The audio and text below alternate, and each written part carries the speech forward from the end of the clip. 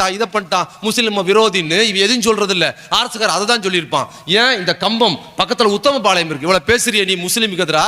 உத்தமபாளையத்தில் ராவுத்தர் ஒரு 100 வருஷத்துக்கு முன்னால இருந்தார். அந்த ராவுத்தர் உத்தமபாளையத்தில் 100 ஆண்டுகளுக்கு முன்னால் கல்லூரி கட்டினார். அந்த கல்லூரியில் படித்த இந்த பகுதியில் இருக்கிற பிற்படுத்தப்பட்ட தாழ்த்தப்பட்ட இந்துக்கள் தான் இன்னைக்கு வளமா வாழ்ந்துகிட்டு இருக்கிறான். அது நீ கட்டி கொடுக்க வேண்டியது தானே.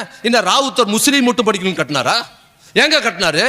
அவ்வளவு அர்ப்பணிப்போடு தான் சம்பாரிச்ச சொத்தை ராவுத்தர் கல்வி நிறுவனங்களுக்கு கொடுத்து என்ன பண்ணாரு? இங்க இருக்கிற பிற்படுத்தப்பட்ட கல்லர் சமுதாய மக்கள், இங்க இருக்கிற பிற்படுத்தப்பட்ட மற்ற நாடார் சமுதாய மக்கள், மற்ற சமூக மக்கள், தாழ்த்தப்பட்ட மக்கள்லாம் படிக்கணும், முஸ்லீமும் படிக்கணும்னு பொது நோக்கத்தோடு ஒரு முஸ்லீம் ராவுத்தர் செய்திருக்கிறார்.